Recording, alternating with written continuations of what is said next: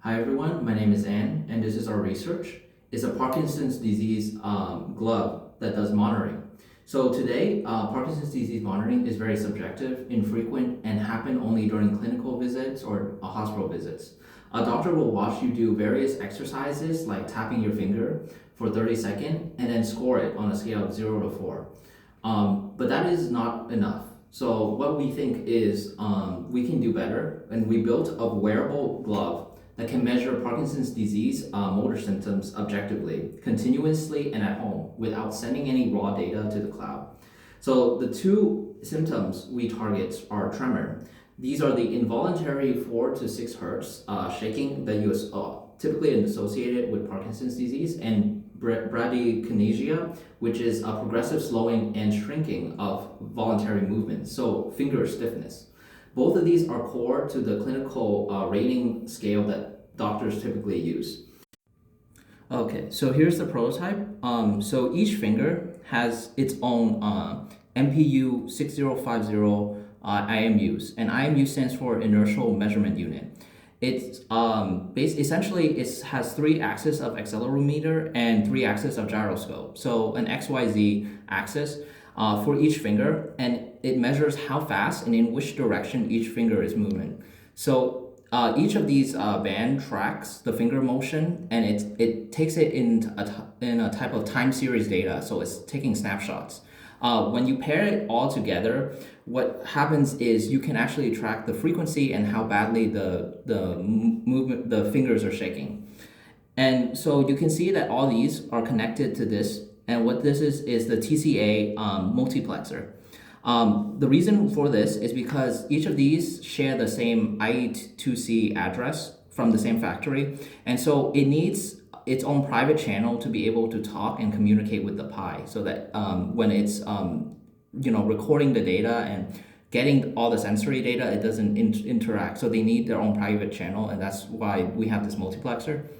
And then now we have the Raspberry Pi 5. It essentially acts as the brain of the entire system. It gives it power, and then it also stores the code, all the storage, and as well as when it collects the data, it can also send the data to the cloud application.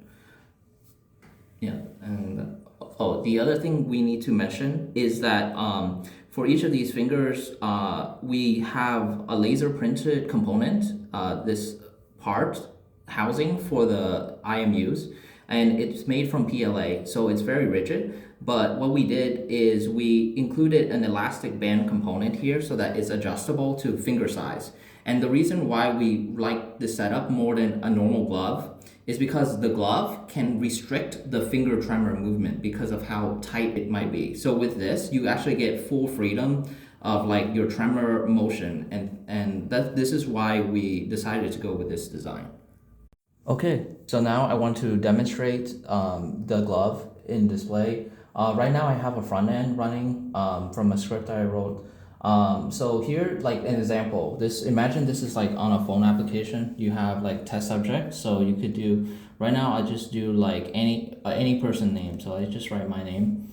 And then the test label could be like test one. Could be anything, like multiple. Ideally, like when you're doing this for a test for one person, you would run like at least like 5 tests, right, to get some very accurate data. And then the notes can be something optional, but like for right now, before I click begin assessment, what I do is I wear the glove. So I can show you right now, it doesn't fit my finger, but I can adjust it right here. I put all the fingers in this.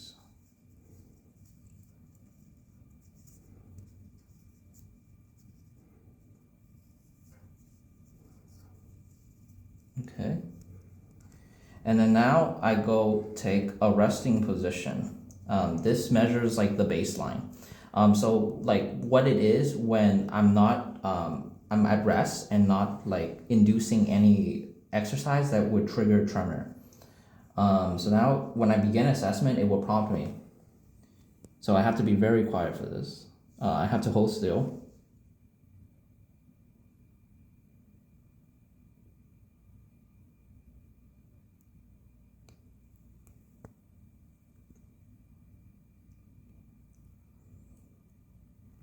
Okay, and then now I will simulate tremor.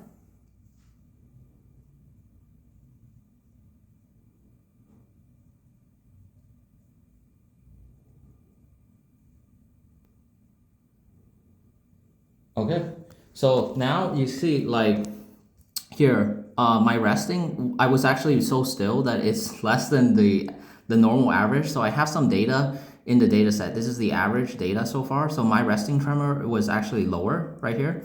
But the tremor power when I was simulating, I was a bit higher than the normal person. So you can see here that it's at 9.6 instead of 5.8.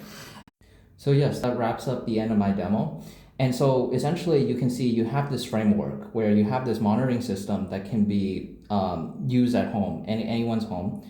And it will periodically, like weekly or bi-weekly, as the doctor order, track the patient's tremor level and then send it all to a cloud application that the doctor can monitor. And so when the doctor sees something irregular, maybe not once, but a trend starts showing, they can just call them in for a patient visit and do any type of checkup as necessary.